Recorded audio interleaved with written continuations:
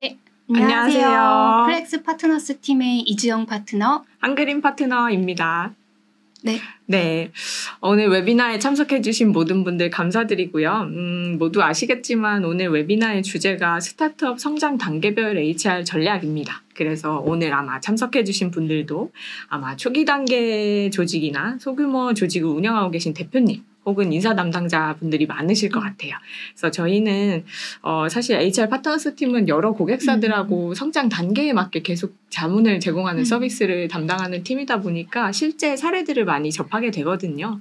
그리고 저희가 뭐 경영 도서나 여러 사례나 인터넷에 올라와 있는 프랙티스들은 많이 접하더라도 실제로 우리 조직이랑 비슷한 규모의 조직, 비슷한 성장 단계에 있는 조직들은 어떻게 하고 있는지 이런 거 늘 궁금해 하시거든요.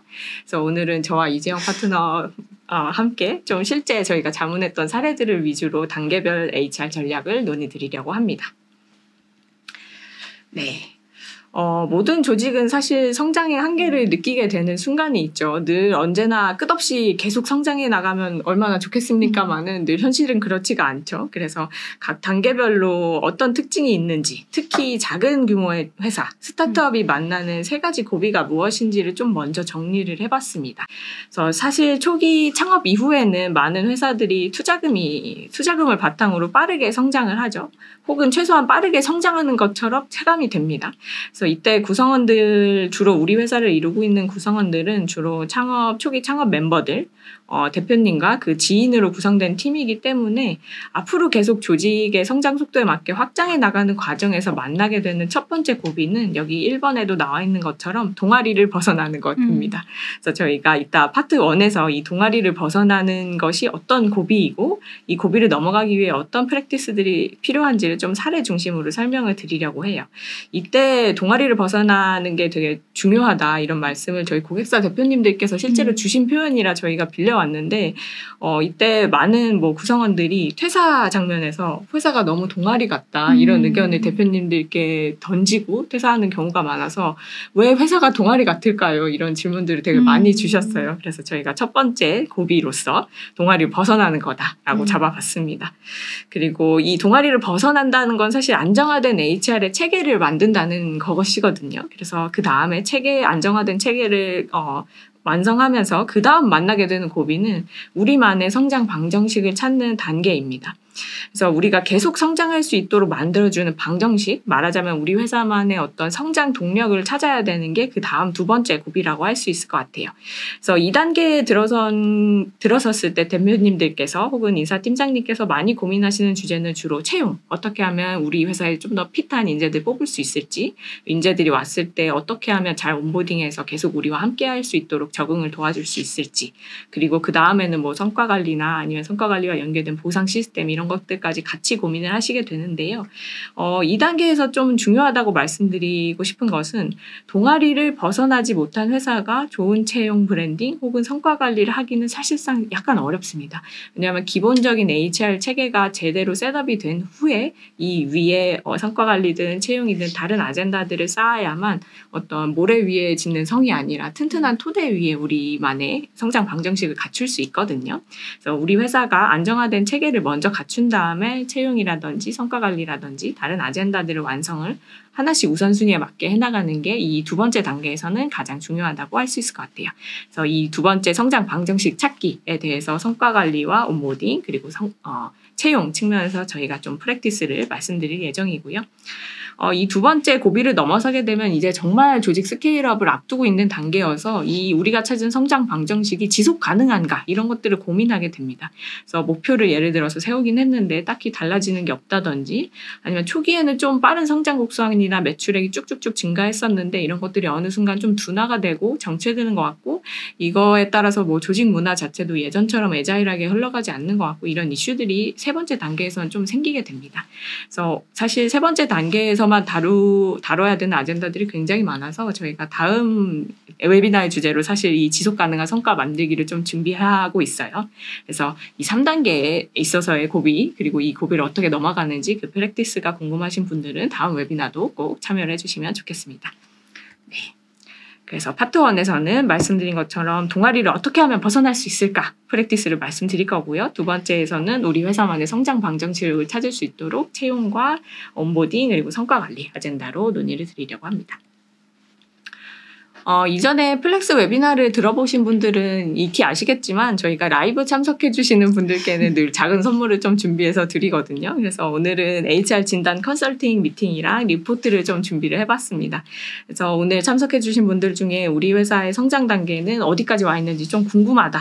어떤 HR 우선순위가 우리 회사에 필요할까 이런 것들이 궁금하고 진단하고 싶으신 분들은 지금 화면에 나가고 있는 QR에 접속하셔서 미팅을 신청해 주시면 감사하겠고요. 사실 이 비슷한 방식의 미팅을 저희가 올해 1월에도 같이 진행을 했어요. 그래서 반기가 지난 시점에서 이번에도 같이 진행을 하게 됐는데 그때도 굉장히 빠른 속도로 이 선착순 30팀이 확보가 됐었습니다. 그래서 궁금하시다.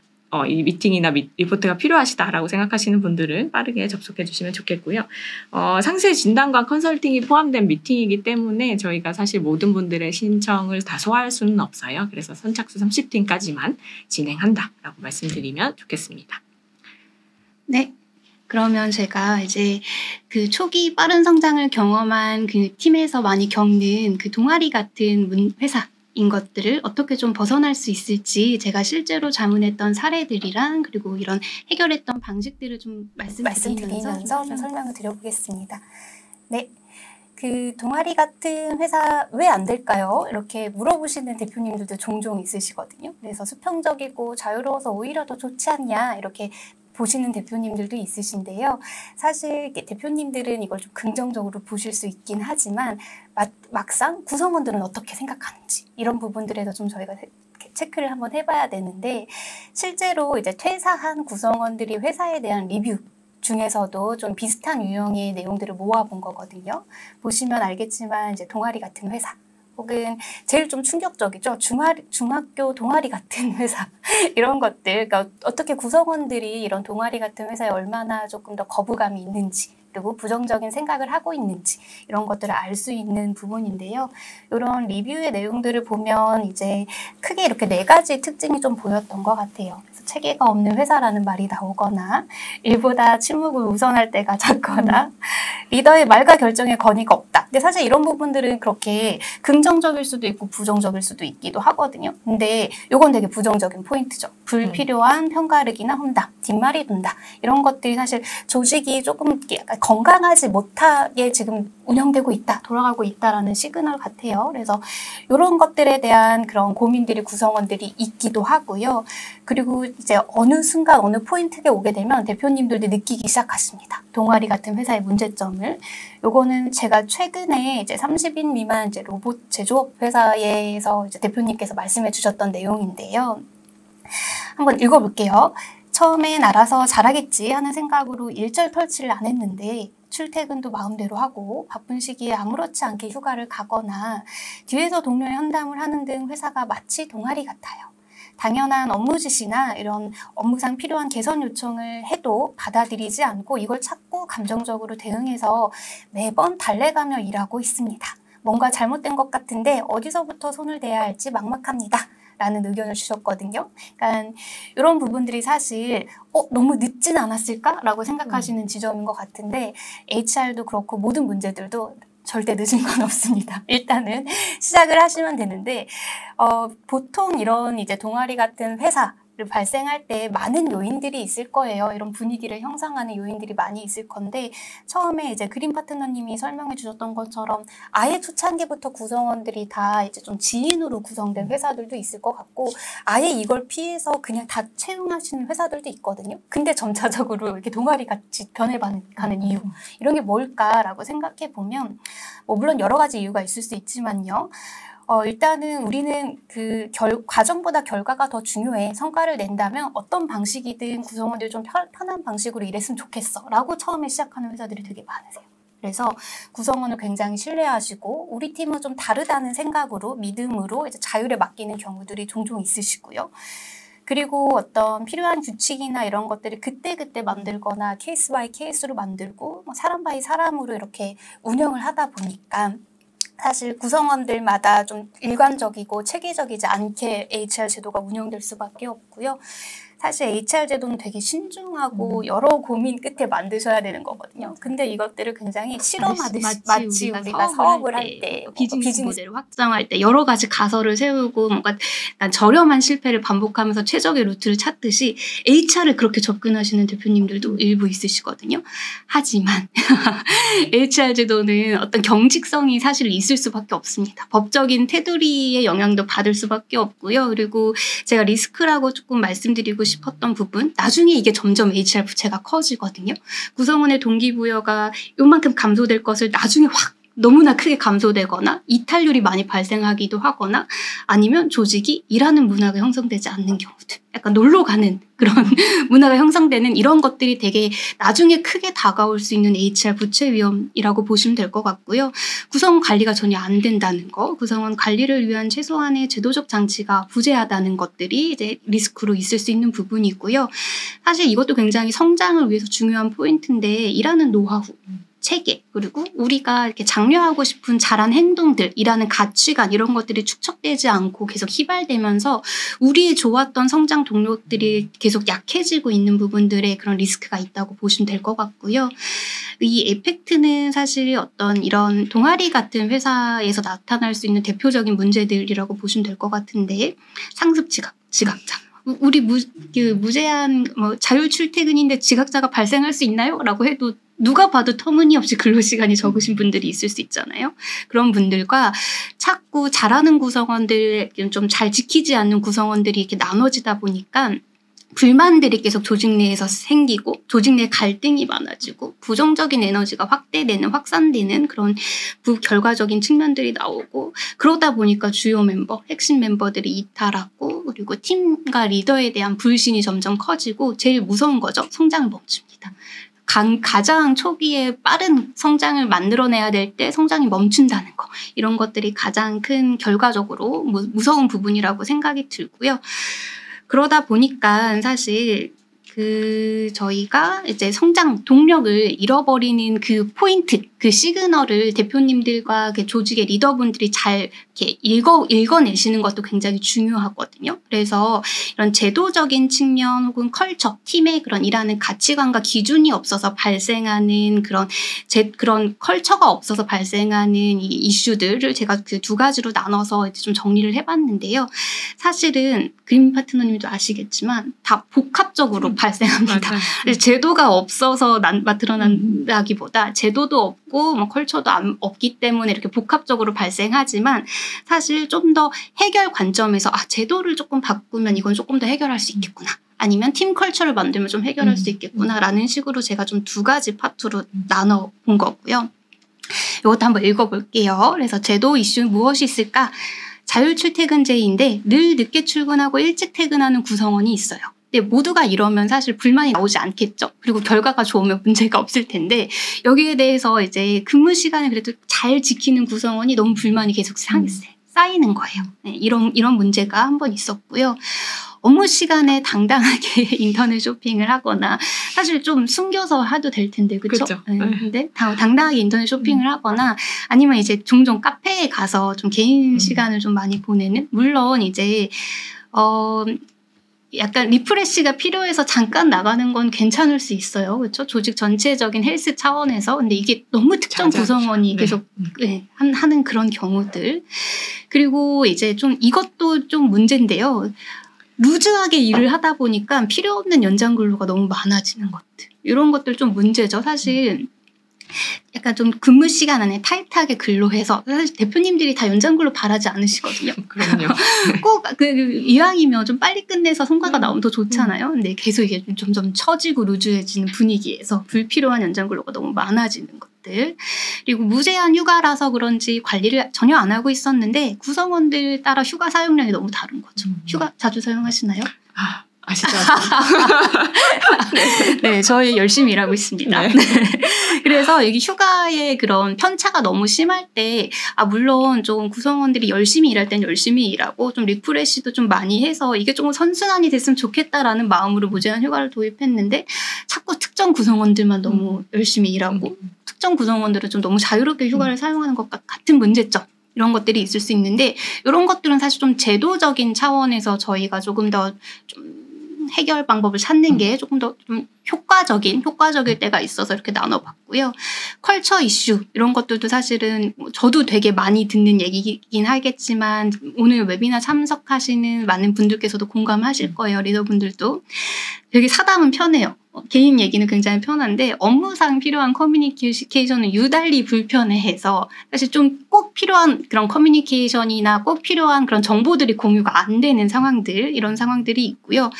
대표로서 리더로서 충분히 할 수 있는 이야기인데 이걸 굉장히 기분 상해하고 그런 어떤 사람과 사람과의 대화로 인한 상처를 받는 것처럼 이렇게 감정적으로 대응하는 경우들 이런 경우들이 있을 수 있고 주어진 업무나 해오던 업무만 하려고 하고 팀에서 꼭 필요한 업무를 자꾸 자기 일이 아니라고 생각하는 경우들 이런 부분들도 좀 종종 발생하는 일이고요. 항상 일하는 사람만 하는 것 같고 회의할 때도 특정 사람만 계속 말하는 것 같은 그런 상황들이 있을 수 있고 투명하게 앞에서 소통하지 않고 뒤에서 이렇게 헌담을 하거나 편가르기를 하는 경우들 이런 식으로 약간 팀 컬처에 지금 이슈가 있다는 시그널들이 들어가는 그런 상황들이 있거든요. 그래서 이럴 때 이것들을 사실은 묵혀두시지 마시고 빨리빨리 해결을 하셔야 되고요. 그리고 제가 제도와 컬처를 이렇게 나눴던 것처럼 이렇게 나눈 이유는 사실은 어떻게 하면 좀 더 최적화되게 해결할 수 있을까? 솔루션 관점에서 나눈 거거든요. 그래서 이런 시그널들을 한번 나눠보세요. 어떤 식으로 그 리더로서 해결할 수 있을까? 이런 것들 좀 나눠보시면 도움이 될 것 같고요. 그래서 제가 이제 그 구체적으로 이런 사례들을 어떤 식으로 제가 좀 솔루션을 제안드렸는지 한번 말씀드려 보려고 하는데요. 먼저 HR 코어 제도를 좀 최적화되게 팀에 맞게끔 좀 셋업을 한 내용인데요. 일하는 방식과 체계를 조금 더 만들어서 잠재 리스크를 최소화하기 위해서 어떤 솔루션을 제공해 드렸냐 보시면 일단은 먼저 문제 상황부터 공유 드릴게요. 앞서 말씀드린 거랑 좀 유사한 내용들이 좀 중복될 수 있기는 합니다. 역시 자율 출퇴근 자율근무제도 운영하고 있고요. 근태관리를 전혀 안 하시는 20인 이하의 팀이었습니다. 구성원이 자발적으로 야근을 하고 주말 근무를 하는데 이런 부분들에 대해서 근태 관리를 전혀 안 하다 보니까 그런 리더, 조직장이 야근이나 밤샘 근무 혹은 주말 근무를 할 경우에 그냥 다음날 적당히 출근하거나 아니면 그냥 좀 약간 재량으로 휴가를 주는 경우예요. 그러다 보니까 이제 자꾸 적극적이고 열심히 하는 특정 구성원 A한테만 좀 일이 쏠리게 되고요. 근데 그 A가 건강 이슈가 발생한 거예요. 건강 이슈가 발생하고 뭔가 이렇게 고생을 했는데 뭔가 이렇게 조직 내에서 알아주는 인정받는 이런 느낌도 없고 다른 구성원들은 좀 너무 편하게 일하는 것 같고 이러다 보니까 A의 동기부여가 확 저하되기 시작한 거죠. 그러다 보니까 팀 내에서 적당히 일하는 분위기가 좀 만들어졌고 루즈하게 일하다 보니까 뭔가 이렇게 연장 근로나 뭐 휴일 근로나 이런 것들이 발생하는데 뭐 그런 거죠. 사실 식사를 먹고 이렇게 7시 저녁에 식사를 먹고 한 30분 정도 약간 좀 커피채처럼 좀 근황 토크 하다가 이제 업무를 뭐 30분만 하고서는 퇴근한다거나 그러면 회사 입장에서는 사실 이거 조금만 더 빨리 했으면 연장근로 안 하고 그렇게 할 수 있는데 근데 이렇게 루즈하게 일하고 다음날 또 피곤하다고 하는 거죠. 저희 회사 너무 연장근로가 많아요. 이렇게 얘기가 나오는 거죠. 그러니까 이런 반복적인 문제를 좀 어떻게 해결할 수 있을까 이런 것들을 좀 많이 고민을 했고요. 그리고 사실 초기 회사들이 근태관리에 대해서 크게 생각을 안 하시거든요. 꼭 해야 되냐 이런 생각들을 많이 하시는데 제가 그때 좀 좀 제안 드리고 싶은 거는 근태관리를 가급적이면 하셨으면 좋겠고요. 근태관리가 사실 HR의 데이터의 시작이거든요. 그래서 실제로 우리 팀에 실제로 업무 부하가 많이 있는지 뭐 이런 얘기도 되게 많이 들어봤는데요. 어떤 단계에 채용을 해야 돼요? 사람을 뽑을 때 리소스가 부족한 그렇죠. 거를 어떻게 알아요? 라는 얘기를 하시는 경우가 많이 있는데 이런 HR 데이터가 그래서 필요한 거예요. 우리가 진짜 연장이나 이런 그 추가 근무가 얼마나 많은지 그리고 이게 지금 얼마나 효율적으로 관리되고 있는지 이런 것들을 아시게 되면 채용이나 이런 리소스 파악도 용이하시거든요.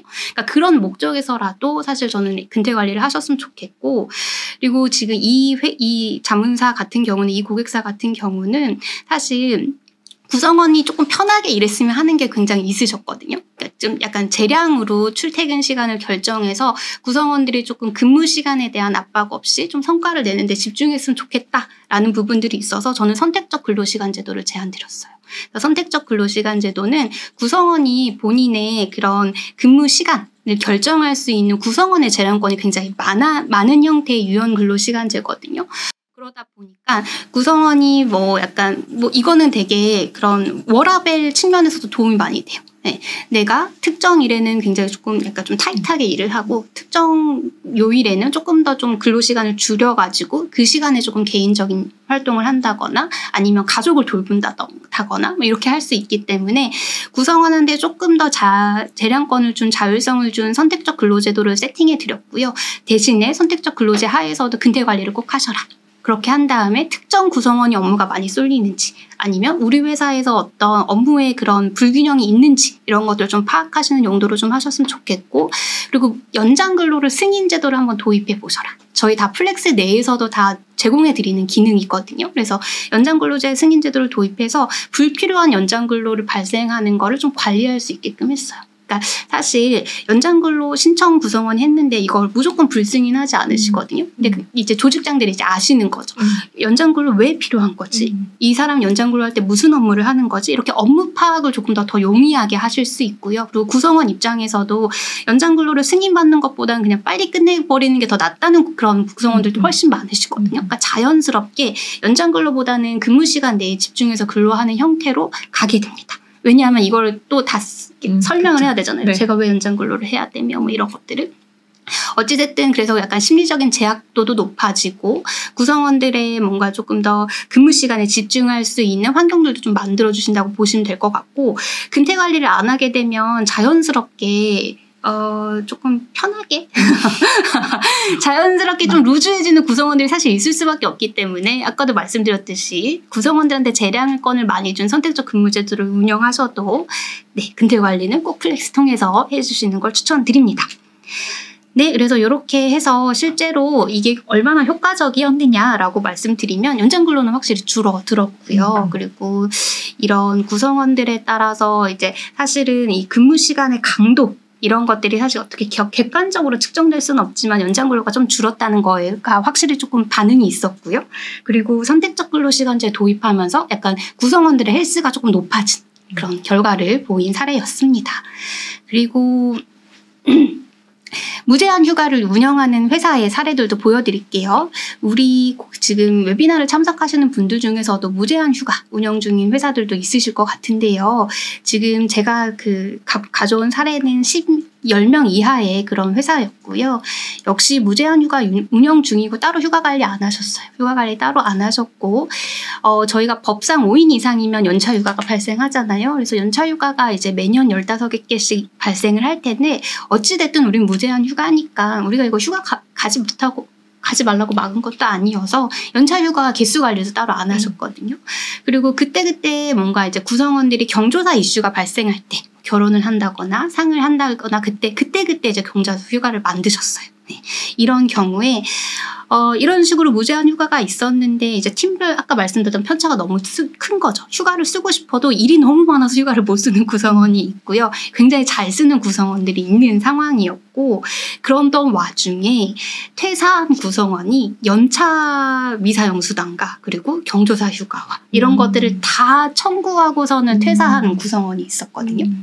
이제 팀 내에서 술렁술렁 하는 거죠. 우리는 무제한 휴가인데 그동안 다 휴가를 다 썼었는데 그러니까 그런 무제한 휴가를 사용했었는데 어떻게 연차 휴가를 청구하지? 구성원들 믿었는데 어떻게 저 사람이 저러지? 라고 하면서 그 개인에게 초점을 맞춰가지고 되게 힘들어하셨던 대표님의 사례였거든요. 그러니까 대표님이 사실 신뢰가 깨졌다고 생각하시고 더 이상 구성원들 못 믿겠다. 이렇게 생각하셨던 사례였어요. 그래서 사실 근데 이거를 개인의 문제로 돌리기보다는 우리가 이게 제도적으로 이거를 어떻게 정비해서 앞으로 동일한 사례가 나오지 않게 하지가 더 중요한 포인트 같거든요. 그래서 이때 제가 조금 해드렸던 부분들은 당연히 이제 연차 휴가에 대한 부분과 무제한 휴가가 어떻게 잘 융합될 수 있을지에 대한 부분들을 좀 같이 고민해 드렸고요. 우리가 무제한 휴가를 사용한다 하더라도 연차 휴가를 먼저 소진한다는 부분들에 대해서 분명하게 명시를 해주실 필요가 있어요. 취업 규칙이나 아니면 우리 내부의 내부 규정에 이런 부분들을 분명하게 명시를 해주시고요. 그리고 저희 플렉스 내에서도 연차 휴가 사용 촉진 너무나 쉽게 잘 되어 있잖아요. 그래서 그런 것처럼 무제한 휴가 내에서도 연차 휴가 사용 촉진을 해서 매년 연차 휴가를 사용하지 않으면 이게 소멸된다는 거. 계속 쌓아가는 개념이 아니라는 것들을 좀 팀 내에서 명확하게 제도로 만드실 필요가 있겠다라고 자문을 드렸고요.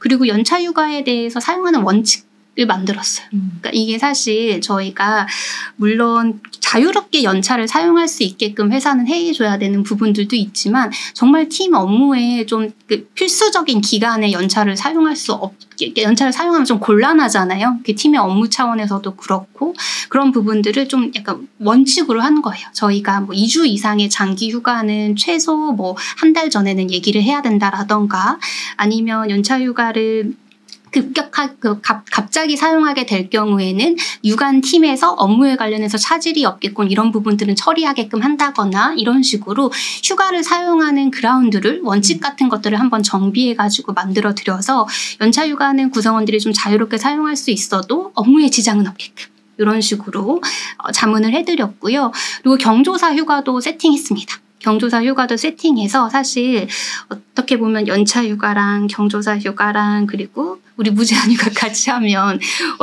뭔가 이론적으로는 휴가 굉장히 많아지거든요. 그래서 이 많은 휴가가 사실은 업무상 지장이 될 수도 있기 때문에 어떤 이런 경조사 휴가의 그런 원칙 뭐 경조사 휴가를 최대 얼마나 부여할 것인지 이런 것들을 좀 룰로서 정해가지고 구성원들도 내가 경조사 휴가 쓸 때 어떻게 써야 되는지 예측도 가능하고 사용도 좀 더 편리할 수 있게끔 그렇게 경조사 휴가를 세팅했고요. 사실 이것도 구성원 바이 구성원이어가지고 이거 되게 경조사 휴가 간다는 거 되게 불편하게 말씀하시는 경우들이 있거든요. 되게 쭈뼛쭈뼛 이렇게 근데 또 상대적으로 너무 편하게 말씀하시는 분들도 있단 말이죠. 그러니까 이런 거 없게끔 편차가 없게끔 아예 제도로 세팅해서 편하게 신청하고 편하게 갔다 올 수 있게끔 단 업무에 지장 없게끔 네, 이렇게 할 수 있게끔 룰을 만들어 드렸고요. 그리고 이걸 HR 데이터로 활용할 수 있게끔 했어요. 그래서 연차 사용 일수나 혹은 무제한 휴가 사용 일수를 통해서 지금 이 팀의 휴가 사용률이 어떻게 되는가? 이 팀은 왜 이렇게 휴가를 안 쓰지? 지금 업무가 너무 바빠졌나? 아니면 어떤 문제가 있나? 이런 것들을 좀 활용해서 조직 차원에서 이 이슈들을 좀 빠르게 캐치할 수 있도록 이런 것들을 저희 플렉스 HR 분석에서 아주 잘 정리가 되어 있기 때문에 이런 것들을 활용해서 좀 조직적인 차원에서 의사결정을 HR 의사결정을 조금 더 쉽게 하실 수 있게끔 이런 일련의 과정들을 같이 자문해 드렸습니다. 네, 좋습니다.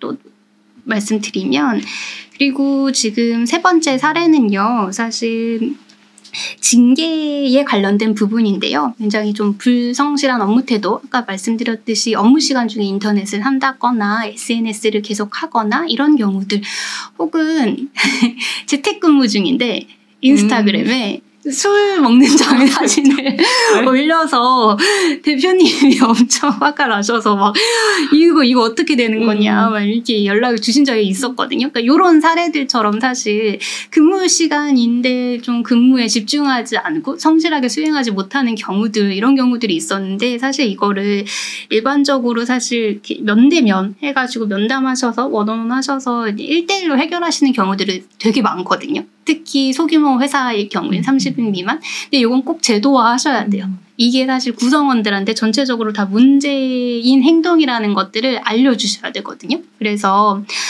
뭐 이런 업무 시간에 딴짓을 하는 그런 내용들이나 아니면 이제 식비 지원 법인카드를 사실 사적으로 남용하는 경우들도 종종 있어요. 혹은 그냥 법인카드인데 뭔가 너무 개인 목적으로 사용한 걸 나중에 알게 되거나 이런 경우에 사실 조직 차원에서 이거를 그냥 개인적으로 해결하시지 말고 조직 차원에서 이 문제 아젠더를 좀 끌어올리셔서 구성원들이 동일한 행동이 반복되지 않게끔 그래서 이런 것들을 우리 회사에 조금 좀 맞는 그런 징계 사유나 이런 것들 정리하시고 이럴 때 우리 징계 어떻게 할 것이냐 이런 부분들 어떻게 보면 가장 제일 처음에 해야 되는 일인 것 같기도 해요. 그러니까 사실 대표님들이 이런 것들을 상상조차 못 하시거든요. 그러니까 너무 그 충격을 너무 크게 받으시는 거예요. 근데 이런 일들이 굉장히 비일비재하게 일어나고 있고 그렇기 때문에 먼저 약간 그라운드 룰도 당연히 중요하지만 이렇게 조금 저희가 제도적인 것으로 징계 사유나 이런 것들을 좀 구체화하고 이럴 때 어떤 징계를 할 수 있는지에 대해서 좀 얘기를 이렇게 정리를 해놓은 다음에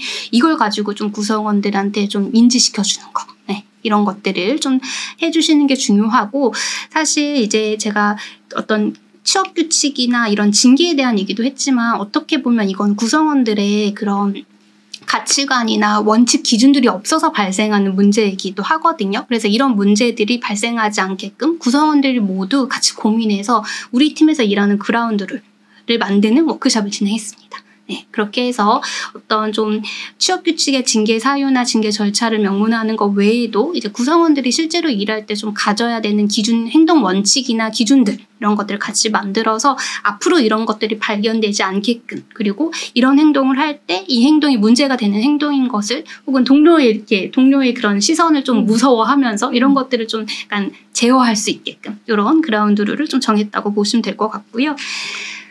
그리고 제가 마지막 사례만 좀 말씀드릴게요.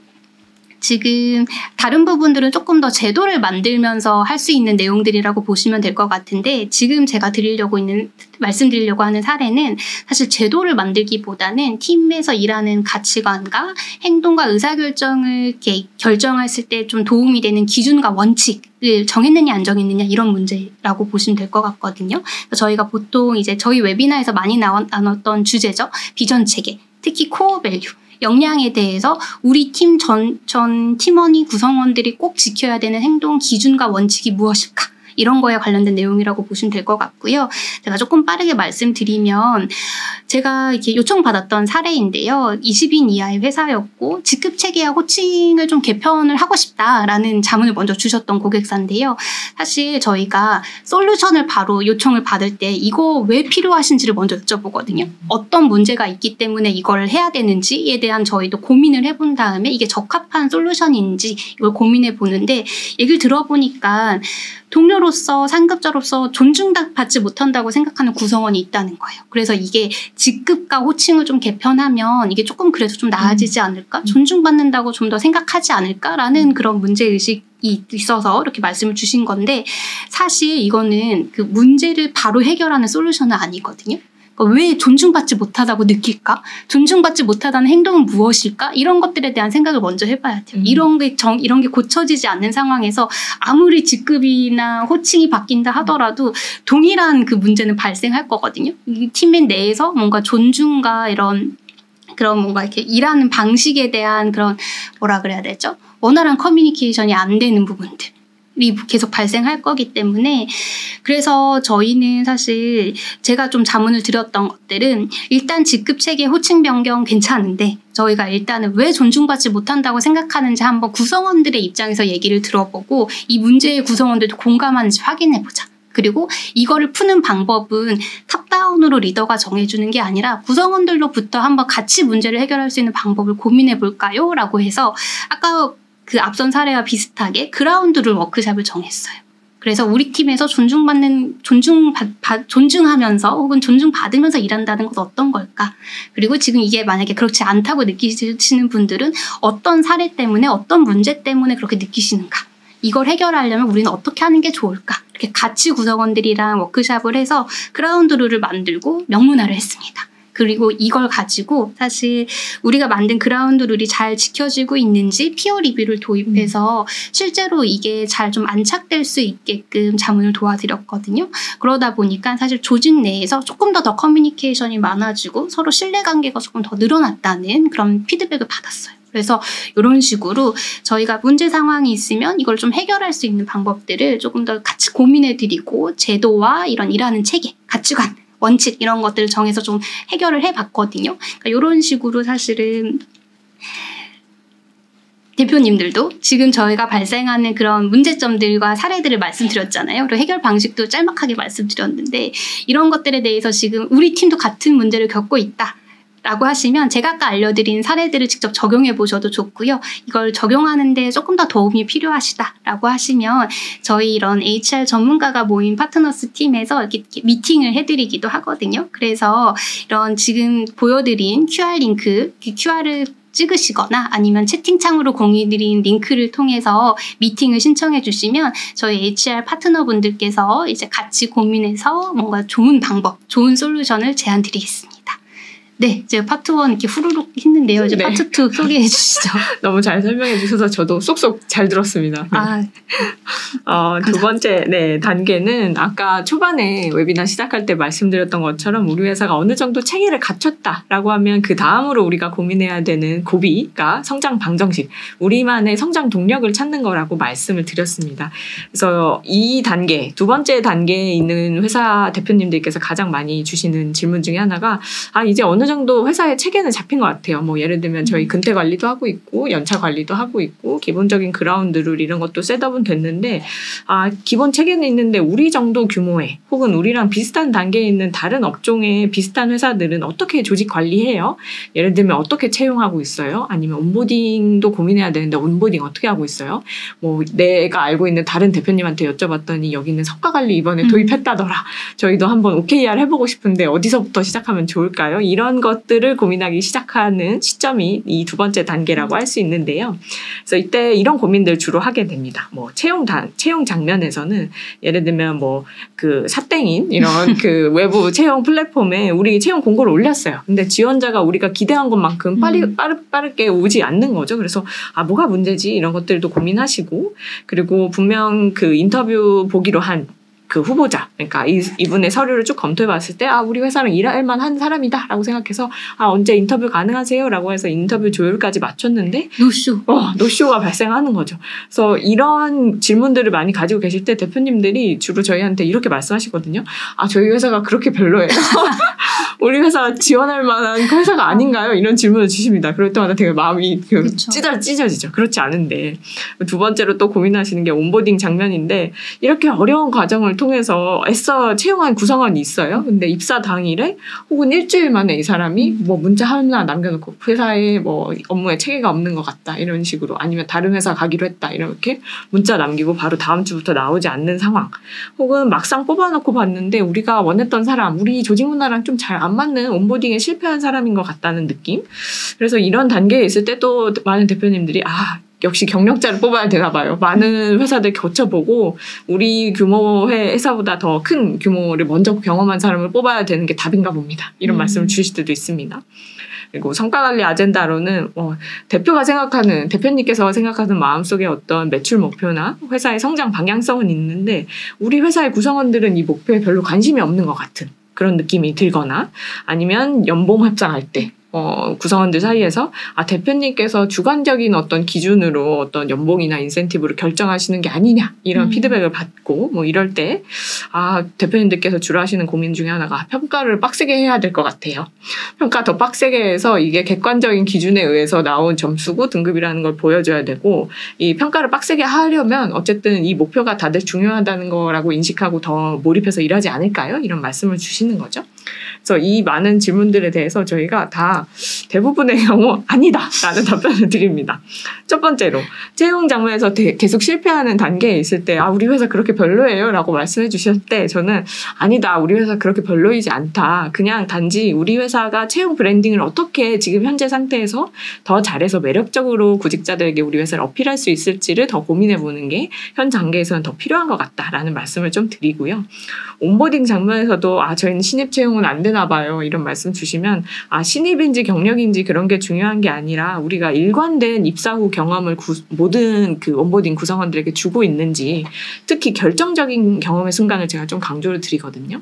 그러니까 회사에서 새로운 구성원이 입사했을 때 이 사람이 첫날 출근하고 뭐 일주일 온보딩 운영한다고 하면 일주일의 모든 시간을 우리가 1대1로 옆에 붙어가지고 다 관리해주고 괜찮은지 물어봐주고 어려운 거 없는지 계속 옆에서 물어봐주고 할 수는 없어요. 우리 제한된 리소스 안에서 이 사람을 늘 밀착해야 해줄 수는 없거든요. 근데 제가 좀 강조드리는 건 제한된 이 최소한의 리소스를 투입해서 최소한으로 관리해줘야 되는 어떤 결정적인 경험의 순간들만 만족도 있게 끌어와 줘도 사실상 이 온보딩 과정은 우리 정도의 규모 조직에서는 충분히 이끌어낼 수 있다. 라는 지점을 좀 말씀드리고, 마지막으로 성과관리 장면에서는 평가를 빡세게 해야 되는 게 아닌가라고 질문을 주실 때 오히려 부작용이 더 클 수 있다. 맞아요, 특히 30인 미만의 조직의 경우에는 예를 들면 뭐 S등급부터 D등급까지 뭐 5등급 체계 운영할 거고 90점 이상은 S등급 주고 이런 식으로 평가를 해보고 싶어요 라고 말씀을 하실 때 저는 많이 지향하는 이런 방향을 좀 지향하셨으면 좋겠다고 말씀드리는 이유 중에 하나가 뭐 B등급을 받은 사람 혹은 80점을 받은 사람과 79점을 받은 사람 간의 차이가 사실 조직 규모가 아주 크지 않은 다음에는 아주 미미하거든요. 근데 불필요한 잡음이 생기는 거죠. 왜 나는 80점을 못 받아서 79점이어서 왜 C등급이에요? 왜 그래서 연봉 인상률 이렇게 결정이 됐어요? 이런 불필요한 작업들이 생기는 거죠. 그래서 오히려 작은 규모의 조직, 빠르게 성장해야 되는 스타트업 성장 단계에 있는 조직이라면 평가를 강조하는 게 아니라 목표를 강조를 해야 됩니다. 그래서 오늘 후반부에는 이 좋은 목표를 세우는 프로세스에 대해서 간단하게 좀 랩업을 해드리려고 해요. 그래서 가장 먼저 채용부터 좀 말씀을 드려볼게요. 초기 스케일업 하려는 조직을 위해서 채용 브랜딩을 고민할 때는 이 지점을 좀 기억하셨으면 좋겠습니다. 어떤 브랜딩이라고 하는 건 결국에는 우리만의 아이덴티티, 정체성이 담겨야만 이게 좋은 브랜딩이라고 할 수 있거든요.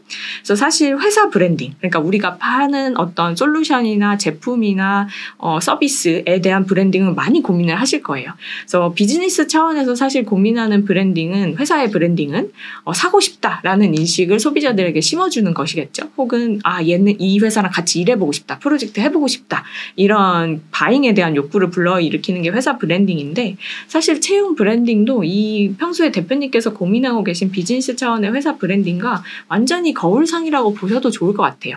단지 채용에서 회사를 셀링하는 것은 구직자에게 셀링한다는 관점만 다른 거거든요. 그래서 채용 브랜딩에서 결국에 우리가 전달하고 싶은 메시지는 이 회사에 가고 싶다. 가봐서 내가 성장할 만한 회사, 편하게 일할 수 있고 즐겁게 일할 만한 회사다라는 인식을 심어주는 게 사실 채용 브랜딩의 핵심 메시지가 되는 게 중요합니다.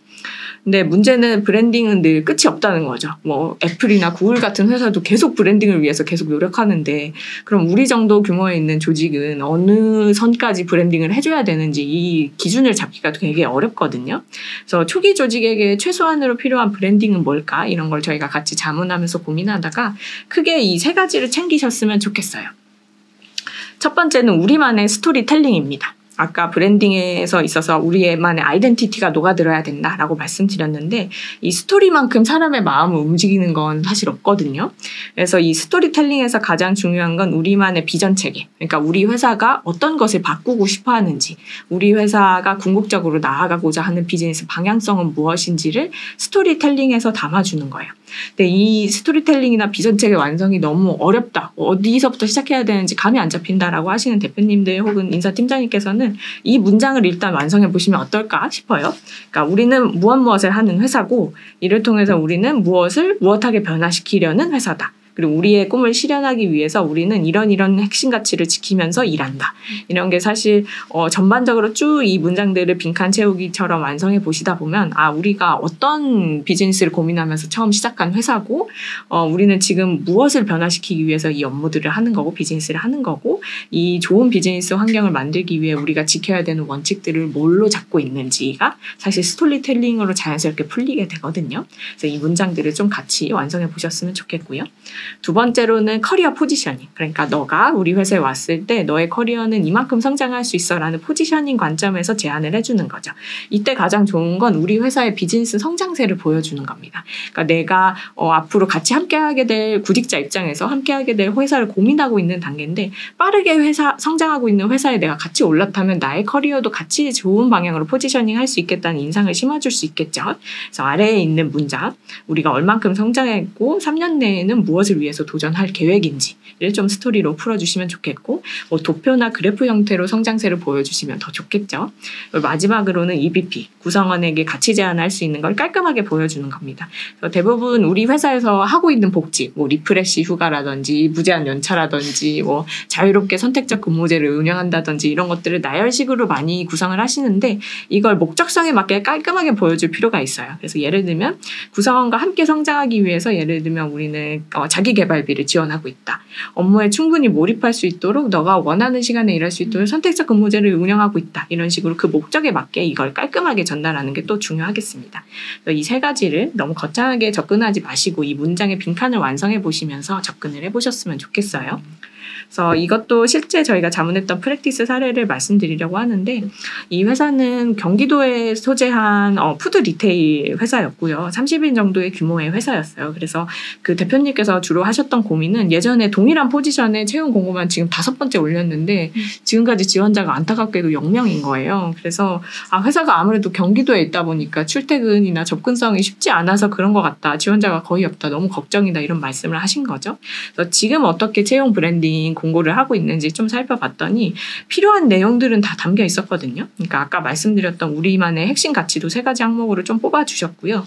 지금 우리가 어떤 포지션 뽑고 있고 지원 자격이 뭐고 담당하게 될 업무가 뭔지도 되게 상세하게 풀어주셨어요. 근데 중요한 건 여기에 스토리가 입혀지지 않았다는 거죠. 그래서 이 공고를 더 매력적으로 느껴지게끔 하기 위해서는 왜 우리가 이런 핵심 가치를 중요하게 생각해서 추구하고 있는지, 그리고 우리 회사는 전반적으로 이 포지션에 대한 설명 앞단에 우리 회사는 어떤 걸 추구하고 어떤 회사인지에 대한 스토리텔링이 좀 더 붙었으면 좋겠다. 이런 자문을 드렸었고요. 저희랑 자문하는 과정에서 그 MBC 미션 비전 체계도 같이 완성했기 때문에 그 내용을 새롭게 스토리텔링된 공고상에 좀 입혀봤어요. 그래서 여기는 푸드 리테일 회사여서 궁극적으로 대표님께서 창업을 하시고 이 업을 하시는 이유가 어떤 거가 있으신지 좀 확인을 해봤을 때 결국에 대표님께서 이 업을 시작하시게 된 이유 중에 하나가 좋은 음식을 소비하고 같이 좋은 사람들과 이 음식을 먹는다는 게 곧 행복이지 않냐. 그래서 우리 회사는 더 많은 사람들이 더 맛있는 음식을 먹게 하고 이를 통해서 세상에 좀 더 행복한 순간들을 더 넓히는 거, 이거를 사실상 가장 궁극적인 목표로 보고 있다, 이렇게 말씀을 하셨어요. 그래서 우리의 미션을 푸드 폴 러브, 그러니까 우리의 음식이 세상에 더 많은 행복을 줄 수 있는 회사를 꿈꾼다, 이런 스토리를 쭉 풀어주셨는데 그 채용 공고상에서도 이런 브랜딩이 담길 수 있도록 스토리를 넣어봤고요. 그리고 우리 회사의 한눈에 볼 수 있도록 어떤 성장세, 그리고 우리 회사와 함께하고 있는 파트너들이 어떤 곳이 있는지 이런 것들을 같이 담으면서 우리 회사가 어느 정도의 커리어 포지셔닝을 후보자에게 제공할 수 있는지도 함께 담아봤습니다. 그래서 이때 이 채용 공고, 리뉴얼된 채용 공고를 올린 후에 한 3주 안에 거의 2배수가 넘는 지원자들이 지원을 해서, 사실 초반에 저희가 MBC 자문 비전체계 완성하셔야 된다 자문할 때는 이거 한다고 뭐 달라지는 것도 아닌데 굳이 비전체계 잡아야 되냐 이런 말씀을 하셨는데, 나중에 이 채용 공고에 입혀지고 이게 활용되는 장면에서 아웃풋이 나오니까 확실히 비전체계가 있고 없고, 그리고 스토리텔링이 있는 공고와 없는 공고가 이렇게 다르다라는 거를 먼저 느끼셔서 저희에게 되게 감사하다 이런 말씀을 주셨던 기억이 좀 납니다. 그래서 우리 회사도 혹시 충분한 스토리텔링이 담아져 있는지를 먼저 좀 고민을 해보셨으면 좋겠어요. 네, 그리고 2번째 사례는 지금도 어느 정도 브랜딩이 되어 있는데 무엇을 더 해야 경쟁력이 있을까를 고민하는 회사였는데요. 옆에 사례를 보시면 아시겠지만 기본적으로 디자인이나 브랜딩이나 이런 것들이 입혀진 공고라는 걸 아실 수 있어요. 그래서 이 회사는 굉장히 직원 복지가 좋은 회사였기 때문에 리프레시 휴가도 운영하고 있었고요. 여름 휴가도 3일 동안 별도의 휴가를 주고 휴가비까지 주는 그런 굉장히 워라밸을 챙기는 좋은 회사였어요. 근데 이런 항목들이 아까 초반에 말씀드린 것처럼 어떤 목적성 없게 나열식으로 제시가 돼 있기 때문에 우리가 이런 직원 복지를 제공함으로써 함께 누리고자 하는 목적이 무엇인지를 좀 같이 설명했으면 좋겠다라는 관점에서 말씀드렸고, 이미 디자인상이나 어떤 브랜딩이나 이런 것들은 충분히 갖춰진 수준이기 때문에 그 다음 단계를 좀 고민하실 만한 우리만의 메시지를 전달할 수 있는 수단으로서 자체 채용 사이트를 오픈해 드리는 걸 좀 추천해 드렸어요. 그래서 저희 플렉스를 이용하고 계신 고객사였기 때문에 플렉스에는 사실 채용 사이트를 만드는 게 무료 기능으로 지금 되어 있거든요. 그래서 AI 기능을 활용해서 10초 만에 뚝딱뚝딱 엄청 예쁜 채용 페이지를 만들어줍니다. 그래서 우리 회사만의 우리 회사가 걸어왔던 길, 우리가 지금 집중하고 있는 것들, 그리고 왜 이런 복지들을 제공하는지 그 목적성에 맞게끔 다시 딜리버리하는 과정을 거쳤고요. 이렇게 자체 채용 사이트를 오픈했을 때 얻을 수 있는 좋은 장점 중에 하나는 계속 일관된 메시지를 전달하기가 쉽다는 거예요. 사실 외부 채용 플랫폼에 공고를 올릴 때도 뭐 우리만의 스토리나 이런 것들을 담을 수 있겠지만 이 채용 공고 포지션이 닫히고 나면 사실 이 공고를 더 이상 열람할 수가 없거든요. 그래서 계속적으로 이 회사에 대해서 관심을 구직자들이 가질 수 있도록 하는 채널이 사실 채용 사이트, 자체 채용 사이트이기 때문에 좀 우리 회사는 어느 정도 브랜딩이 되어 있는 것 같은데 그 다음 단계로 뭘 고민하면 좋을까 할 때 채용 사이트 사이트를 고려해 보셨으면 좋겠습니다. 마지막 사례는 아무도 지원을 안 해가지고 여기도 서울 소재에 있는 30명 규모의 회사였는데 최근에 조직의 핵심 인재, 중간 허리에 있는 구성원들이 좀 많이 이탈을 했어요. 그래서 빠르게 채용을 해야 되는데 공고를 올렸더니 빠르게 그 지원자들이 접수를 안 하는 거죠. 그래서 지원을 안 하니까 오히려 자격 요건을 확 낮춘 거예요. 그러면 굉장히 많은 숫자의 지원자들이 몰리지 않을까 이렇게 생각하신 거죠. 그래서 보시면 아시겠지만 학력도 무관, 지원 자격도 경력, 신입 다 상관없고 연수도 무관하고 영상 기획에서도 굉장히 러프한 수준으로 이 다듬지 못한 공고의 형태를 올리셨는데 사실 채용 공고 장면에서 제일 중요한 거는 이 사람이 우리 회사에 왔을 때 하게 될 일을 구체적으로 그려줄 수 있어야 되는 거예요. 그래서 우리 회사랑 함께하게 됐을 때 어떤 일들을 하는지, 함께하게 될 팀이 하는 역할은 무엇인지 이런 것들은 자격 요건을 허들을 낮춘다고 해서 모든 지원자들이 몰리는 게 아니라 오히려 우리 회사에 왔을 때 어떤 업무들을 하게 되는지 구체적으로 알려줘야만 내가 이 회사에 한번 지원해 볼 만한 것 같다. 내가 가진 장점들을 이렇게 연결하면 충분히 내가 이 회사와 함께 할 수 있지 않을까라는 심리적인 허들을 낮춰주는 게 더 중요하거든요. 그래서 이런 것들을 구체적으로 그려주는 게 좀 필요하다라는 피드백을 드렸고 새롭게 구성된 공고를 올려서 성공적으로 이 포지션에 대한 결혼을 빠르게 채웠던 사례가 있었습니다. 좋은 채용 공고, 브랜딩을 올렸다 한 다음에 사실 고민하게 되는 건 인터뷰 단계이죠. 그래서 인터뷰는 사실 우리 회사에 맞는 핏이 맞는 사람을 채용한다라는 관점에서도 중요하지만 반대로 구직자 입장에서도 우리 회사의 수준을 알아볼 수 있는 자리가 되거든요. 그리고 특히 어차피 불합격하고 싶은 후보자, 그러니까 우리 회사랑 핏이 맞지 않거나 우리가 원하는 만큼의 역량을 보여주지 못하는 후보자는 사실 대표님들이나 면접관들이 쉽게 알아볼 수 있어요. 근데 오히려 특히 스마트한 후보자일수록 면접 단계가 굉장히 중요하거든요. 왜냐하면 진짜 우리 회사에 맞게 똑똑하고 일 잘하는 후보자를 데려오려면 이 후보자에게도 인터뷰 장면에서 우리 회사가 충분히 갖춰져 있는 회사, 너가 커리어 성장을 이룰 수 있는 회사라는 가치 제안을 충분히 할 수 있어야 되기 때문입니다. 그래서 이런 인재상, 우리 회사만의 인재상을 정의하고 이 인재상에 맞게 면접 지문을 구성한 다음에 후보자를 평가할 수 있는, 일관되게 평가할 수 있는 기준을 마련하는 것들이 우리 회사에 잘 맞는 인재 채용하는 과정에서도 중요하지만 이 후보자 자체에게도 이 회사가 대충 면접 보는 회사가 아니네. 내가 입사한 후에도 업무 프로세스가 굉장히 체계적으로 잘 갖춰져 있는 회사겠네라는 인상을 심어줄 수 있는 거죠. 그래서 예를 들면 도전 정신을 가진 사람, 그런 인재를 뽑고 싶다라는 마음속에 인재상이 있으시다면 우리 회사에서 도전 정신을 가진 사람이 발휘할 만한 행동은 무엇이 있는지 구체적으로 좀 정의를 해보시는 거예요.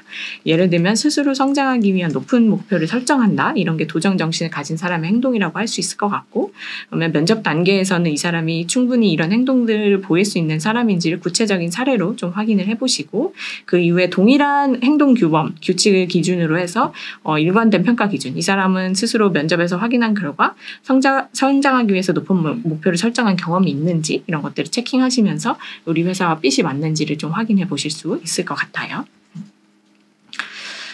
네. 저희가 시간이 관리가 좀 빠르게 해야 될 것 같습니다. 그죠? 네. 그래서 그 다음으로 말씀드릴 내용은 채용 후에 할 수 있는 온보딩 프로세스인데, 온보딩으로 사실 적절한 기간을 잡기가 되게 어려워요. 어떤 회사는 하루 만에 온보딩을 끝내는 회사들도 있고, 길게 하는 회사는 3달짜리 온보딩을 운영하기도 하거든요. 근데 초기 성장 단계에 있는 조직이라고 한다면 저는 입사 후 첫날은 필수적으로 운영하시길 꼭 추천을 드리고요.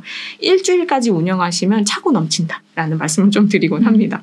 그래서 첫 번째 사례는 하루 만에 퇴사하는 사례가 너무 많았던 유통 서비스업의 회사예요. 그래서 이때 제가 강조드렸던 건 여기가 현장직 특성상 빠른 입퇴사가 있고, 그 입사하는 구성원들이 어느 요일에 출근을 했는지에 따라서 특정 업무가 몰리는 날에 첫 출근을 했으면 이 사람을 전혀 챙기질 못하고, 어느 날은 좀 현장 업무가 루즈하면 이 사람이 왔을 때 좀 같이 점심도 먹고 면담도 하고 하면서 잘 챙겼던 거죠. 그래서 일관된 입사 경험을 주지 못하는 특성들이 있어서 최소한의 이런 경험 관리를 위한 프로세스를 하루치로 좀 잡아드렸고요.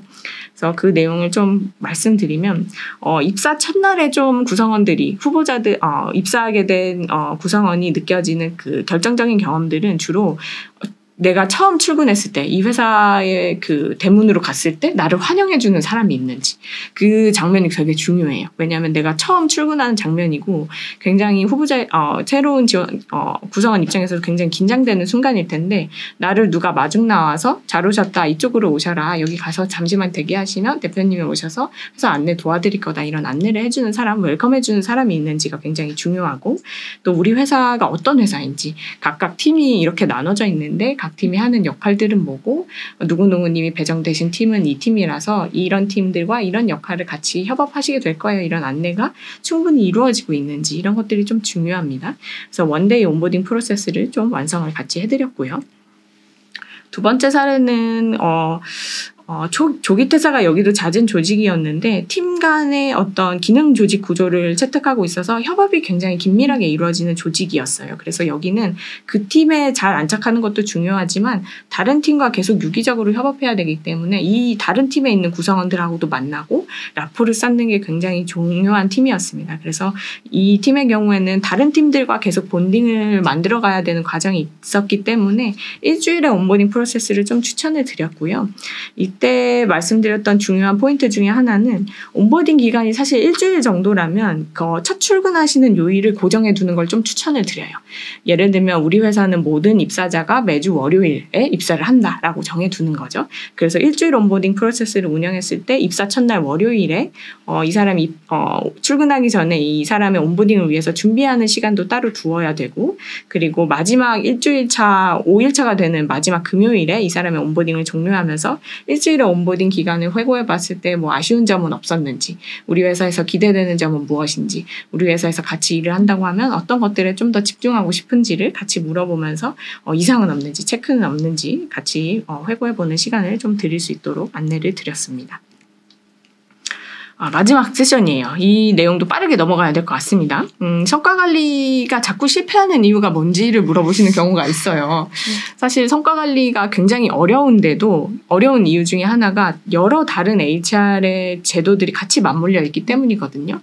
평가나 보상 시스템도 같이 연계가 돼야 될 거고 이 성과 관리를 잘 하려면 조직 문화도 중요하고 이 조직 문화를 리딩하는 리더십의 역할도 중요하고 네, 기본적으로 이 모든 시스템이 다 연결되어 있기 때문에 어려운데 성과 관리가 잘 작동하려면 이 세 가지 항목을 꼭 챙겨주셔야 됩니다. 첫 번째로는 우리만의 정체성이 담긴 미션 비전 체계가 있는지 아까 중간에서도 강조를 드렸었는데 이 미션 비전 체계가 중요한 이유는 전사가 나아가고자 하는 방향이 있어야만 올해 연도의 전사 목표가 나올 수 있기 때문이에요.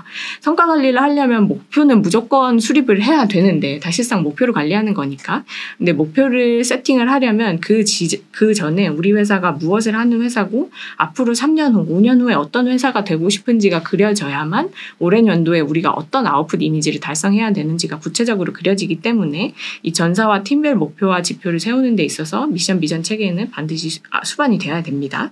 그 이후에 중요한 것이 목표 관리, 회고 프로세스이죠. 네. 그래서 목표를 세운 다음에 목표를 관리하는 이 시스템으로 성과 관리가 사실 운영이 되는데 목표를 세우는 단계에서 너무 힘을 빼지 않으시기를 저희는 좀 추천을 드려요. 왜냐하면 이게 목표를 처음 세팅하는 거다 보니까 굉장히 완벽한 목표, 완벽하게 정량적으로 관리될 수 있고 지표로서도 수립될 수 있는 그런 목표들을 고민하시는데 사실 나중에 적절한 목표가 아니었다라고 판단이 된다면 언제든지 수정 가능하거든요. 그래서 오히려 좀 더 집중해야 되는 거는 이 목표를 관리하는 단계라고 할 수 있을 것 같아요. 그래서 사실 가장 많은 시간과 에너지를 쏟아야 되는 건 목표의 관리 영역이기 때문에 일단 우리 회사가 올해 연도에 가고자 하는 방향성이 있고 그 오브젝티브가 설정됐다고 하면 이 목표 세우는 건 여기서 마무리하고 일단 관리하시는 단계로 좀 넘어가시기를 추천을 드려요. 좀 더 자세한 성과관리 하우투가 궁금하신 분들은 사실 저희 플렉스팀이 준비한 다다음 주 웨비나 성과관리 케이스 스터디에서 어떤 질문들이 주로 고객사에서 나오고 그 질문들에 맞게 우리가 어떤 방식을 프랙티스들을 좀 추천해 드리고 있는지를 케이스 스터디 위주로 좀 잡아드릴 예정이에요. 그래서 만약에 우리 회사의 성과관리가 자꾸 실패하는 것 같다 아니면 성과관리 도입해야 되는데 어디서부터 시작해야 될지 모르겠다라고 하시는 분들이 계시다면 다음 웨비나 세션에 꼭 참여를 해주셨으면 좋겠습니다. 네, 저희가 한 3분 정도 종료 시간을 앞두고 있는데요. 사전에 받았던 질문들이 있거든요. 그래서 사전 질문들을 먼저 답변을 드리면서 마무리를 좀 해보겠습니다. 네, 짤막하게 소개를 드릴게요. 인사경영 관련 시스템을 만들려면 무엇부터 시작해야 되는지 5인 이하 소규모 스타트업인데 이제 사실 업무를 하기에도 바쁘시다 보니까 이런 좀 조직 문화를 고려할 여력이 좀 안 된다라는 의견을 주신 질문을 주신 팀인데요. 사실 스타트업일수록 이 구성원들의 아레나를 명확하지 않은 게 굉장히 당연한 거거든요. 그래서 이런 그 구분과 경계가 좀 모호하다고 보시면 될 것 같고 이런 것들을 세부적으로 어떤 업무를 해야 되는지 어떤 역할인지 구체화하시는 것보다는 팀을 위해서 필요한 일이라면 할 수 있는 건 다 한다라는 어떤 구성원들의 그런 마음가짐, 태도, 가치관 이런 것들을 만들어주시는 게 더 중요해요. 그래서 저희가 지금 한번 파트 1이나 파트 2에서 계속 말씀드리고 있는 비전 체계, 미션, 비전, 코어 밸류에 대한 부분들을 잘 정립해 주시는 거 이것이 굉장히 좀 중요하다고 보시면 될 것 같고 그래서 저는 조직 문화를 너무 넓게 가져가시지 마시고 우리가 간단하게 할 수 있는 거 있잖아요. 회의 원칙을 정해본다거나 커뮤니케이션을 하는 원칙을 정해본다거나 이런 식으로 좀 업무에 대한 세부 프로세스를 만들기보다는 우리 팀이 같이 일할 때 필요한 그라운드를 하나씩 만들어 보시면서 조직 문화를 계속 고도화해 가시는 거 이런 것들을 좀 추천드리고 그럴 때 제일 필요한 것은 비전 체계가 잘 정립되어 있느냐 그리고 이 비전 체계에 대해서 구성원들이 얼마나 열린 토론, 자유로운 커뮤니케이션이 가능하고 이런 부분에서 회고를 통해서 조금 더 디벨롭 해 나갈 수 있느냐 이런 게 조금 더 중요해 보입니다. 다음 질문 갈까요? 네. 네, 그리고 이거는 오늘 웨비나의 주제랑 너무 딱 맞아 떨어지는 거여가지고 저희가 이렇게 막 긴 설명은 드리진 않아도 될 것 같아요. 그래서 좀 요약해서 말씀드리자면 사실 초기 스타트업은 처음에 제가 파트 1으로 담당했던 어떤 우리 회사에 좀 적합한 최적의 HR 코어 제도를 만들고 일하는 가치관과 체계를 조금씩 디벨롭해 가시는 거일 것 같고요. 그리고 50명 또는 100명 이런 식으로 조직이 계속 스케일업 할 때는 파트 2 그림님께서 말씀해 주셨던 채용이나 온보딩 그런 팀이 조금 더 성장하는 과정에 좀 포커싱을 맞춰주시면 될 것 같고 100인 이상 우리가 규모가 지금 많이 커지고 있을 때는 사실 이 성장이 지속 가능하게끔 유지하는 그런 HR 전략을 좀 짜주시면 좋을 것 같고요. 네. 저희가 앞서서 QR코드 찍으시고 설문 리포트 작성하실 수 있도록 링크를 안내해드리고 있는데 그때 나가는 진단 리포트에도 우리 회사 규모, 우리 회사 인원수가 어느 정도인지를 같이 진단하면서 이 성장 단계에 맞는 HR 전략들, 우선순위들은 어떤 것들이 있는지 그 리포트 안에 다 담기도록 저희 같이 짜드렸습니다. 그래서 더 궁금하신 분들, 우리 회사는 30명 내외인데 혹은 50명 내외인데 이때는 어떤 우선순위가 필요할까 궁금하시다면 이후에도 다시 보여드릴 QR 접속하셔서 리포트 작성해 주시면 좋을 것 같아요. 네, 그 다음 질문인데 인사 체계가 없는 회사로 17년을 운영하셨다고 해요. 근데 이번에 성과 관리를 본격화하고 싶으셔서 KPI 등을 좀 도입하시려는 의도가 있으신데 성과 관리를 안 하던 조직에서 갑자기 성과 관리한다, 목표 세운다, 지표 세워서 관리하겠다라고 하면 직원들이 아무래도 거부 반응이 있을 수 있겠죠. 그래서 이 과정에서 어떻게 하면 변화 관리를 할 수 있을까? 이런 질문이었습니다. 그래서 아까 초반에 잠시 설명드렸던 것처럼 작은 단위의 조직 혹은 성과 관리를 지금까지 한 번도 해보지 않았던 조직이라고 한다면 기계적으로 어떤 평가하기 위한 툴로서 구성원들의 업무 능력이나 이런 역량들을 평가하기 위한 툴로서 성과 관리를 운영하시게 되면 더욱더 큰 거부 반응을 일으키게 되고요. 그래서 많은 대표님들께서 성과 관리 도입하시려는 목적이 뭐예요? 제가 이렇게 물어봤을 때 주로 첫 번째로 답변해 주시는 게 연봉 협상할 때 주관적인 것을 탈피하고 싶어서 객관적으로 평가해서 그거에 맞게 보상을 지급하기 위해서 차등 지급하기 위해서 이런 말씀을 하시는데 사실 좋은 평가 보상, 공정하고 객관적인 평가 보상을 마련하는 건 성과 관리 목적에 있어서 가장 후순위에 있는 목적이라고 보시면 가장 좋아요. 성과 관리의 첫 번째 목적은 사실상 지금까지 목표 관리를 안 했었는데 이 목표 관리를 스타팅 해보면서 우리 회사의 경우에는 17년 동안 운영해보지 않았던 17년 동안 아직 도달해보지 못했던 수준의 성장을 이뤄보는 것. 이게 사실 첫 번째 목적이고 이 과정에서 아무도 가보지 않은 성장을 이뤄내야 되는 거기 때문에 구성원 각 개개인이 계속 코칭도 필요할 것이고 역량 개발도 필요할 것이고 더 많은 이니셔티브나 액션 아이템을 시도해야 할 텐데 이 과정에서 이 사람들의 역량을 끌어올리기 위해서 조직적으로 같이 노력해야 되는 부분, 이 과정에서 역량을 향상시킬 수 있도록 지원하는 것, 이게 사실 두 번째 목적이고요. 이 첫 번째 목적, 목표를 관리하면서 성과를 이뤄내는 거, 그리고 그 과정에서 필요한 역량 개발을 지원하는 거. 이 두 가지 목적으로 성과 관리를 운영하시다 보면 자연스럽게 세 번째 목적, 그러니까 성과를 잘 내는 사람, 더 많이 성장한 사람들을 더 차등해서 기여하고 보상하겠다라는 목적은 자연스럽게 따라오게 됩니다. 그래서 이번에 KPI나 성과 관리를 도입하고자 하시는 고객사라면 지난 17년 동안 우리 회사가 어떤 성장해왔던 히스토리를 쭉 설명을 구성원들에게 해주시고요. 앞으로 우리 회사가 더 성장하려면 이런 더 크게 도약하려면 이런 목표들을 세워서 같이 노력을 해야 되는데 이 목표를 달성했을 때 나는 그 열매를 구성원들하고 같이 나누고 싶다. 그래서 이런 목적으로 우리가 처음 성과관리를 도입하려고 하는 거니까 같이 한번 이번에 같이 노력해서 이전에 달성해보지 못했던 어떤 높은 목표를 이뤄보자라고 좀 스토리텔링을 해주셨으면 좋겠어요. 네, 좋습니다. 그래서 저희가 준비한 사전 Q&A와 세션은 여기서 마무리가 되는데요.